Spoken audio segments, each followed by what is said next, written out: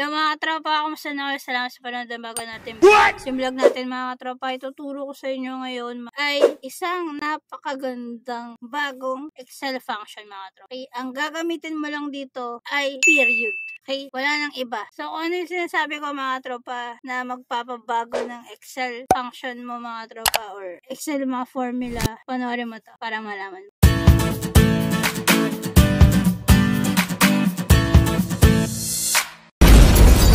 So mga tropa, no, yung usual na ginagawa natin, kunyari, from itong data natin, tapos ilalagay natin sa kabilang sheet para sa report natin. Kunyari, example ganito. Dito natin ilalagay sa report na sheet. So, kunyari, ayan, equals, tapos dito natin, i-reference natin to para buong column, pag nagdagdag ka, is mag-update lang siya. Then, enter. So, ayan siya. So, nakikita nyo dito mga tropa.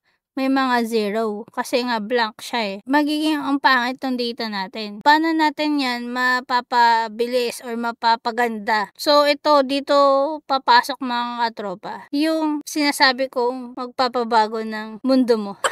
Sa mga tropa, no, ito, para mawala tong mga zero na yan mga katropa, naglalagay ka lang ng period. So saan? So double click mo tong formula mo na to dito mga katropa, sa pagitan ng colon at yung letter A. Then yan. Then enter mo. Boom. Yan siya, nawala na siya mga tropa. Galing, di ba? Yan ang tinatawag na trim range. Okay? Ano ba yung trim range mga tropa? Type natin. Trim range. Trims a range to the last used cell in any direction. So, last use. So, ibig sabihin, dahil ito yung last, dyan na niya ititrim. Puputulin niya na dyan para ibigay sa'yo yung sagot na hanggang dun lang. Then, yung syntax niya mga katropa is range, then row trim mode, then column trim mode. So, itong dalawa nito is optional. So, kung i-trim range natin yung data natin kanina, so ito yung range, ayan, ganyan siya, then close, then enter. Same lang siya mga tropa. Okay, ito is parang shortcut na may tuldok lang, ito is yung mismong function niya. Okay, so bibigay pa ako ng ibang example mga tropa, no? Gamitin naman natin yung trim range combination ng unique function, or unique, gagawa tayo yung unique list. So, kung makikita natin dito mga tropa, may mga paulit-ulit tayong product. So, ngayon,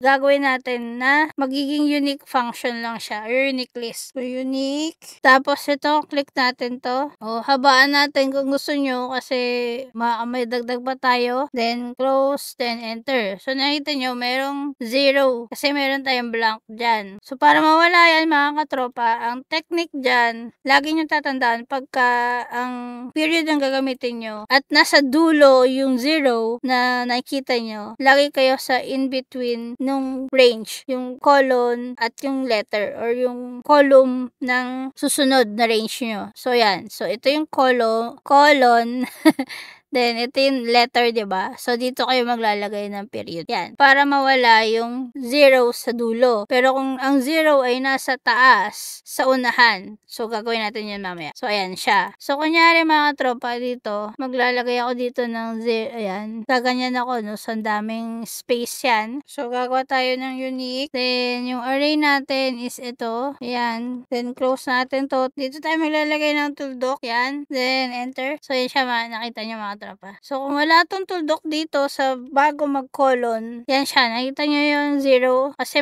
may space dito. Kaya may 0 sa tataas. Pero, kung naglalagay tayo dito sa unahan ng colon, yan. Nawala na yung 0. Nagets nyo ba? So, pagka unahan ng 0 na tatanggalin nyo, nasa unahan ng colon or ng range, sa pagitan ng range, yung period. Pero pag nasa dulo, so after ng colon, yung period. Okay? Gets ba? So ngayon mga tropa, another example, magko-combine naman tayo ng mga sheets para mas magets nyo.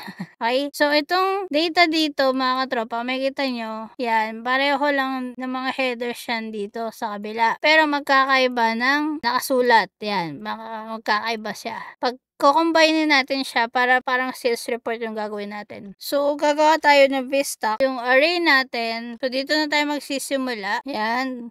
Tapos, sosobrahan natin siguro hanggang 30. Yan, sobra natin. Then, comma. Yung second array natin dito, so ganun din gagawin natin. So, sobrahan din natin to.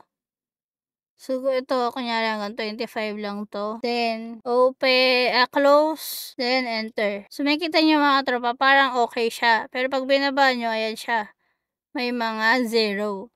So, ang pangit. So, paano natin mapapaganda yan is gagamit tayo rin ng trim range. So, dito sa formula natin mga tropa, no, sabi ko lagi, 'di ba, sa in between lagi ng colon. So, dito, pag dito kayo naglagay, ibig sabihin ang 0 niya na nasa taas. Pero dahil dito nasa ilalim siya, dito natin ilalagay yung 0 o yung tuldok. So, yan. So, dito, ganun din, tuldok. Okay? Then, sa kanya i-enter. Pag enter nyo, ayan na siya. Wala na. Okay? Yung last na ituturo ko mga tropa, kung gumagawa kayo ng kunyari, annual sales report. Is ako, lagi akong gumagawa ng tuwing year end. Meron akong annual sales report na kinagather ko lahat ng sales for the whole year. Meron ako monthly. Then, pagdating ng December December ko siya ginagawa kapag natapos na yung cut-off namin. Doon ako nag-annual. So, ganito yung gagawin natin mga tropa. So, meron na tayo dito, kunyari na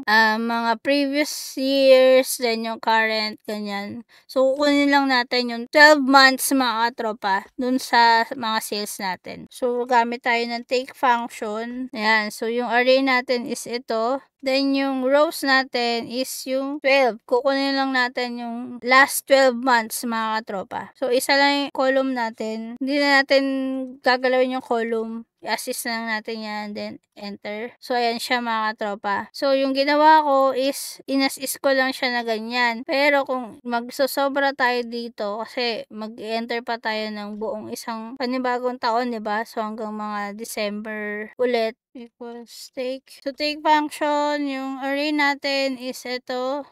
Yan hanggang sobrahan natin. Tapos, maglagay na tayo agad ng tuldok dito.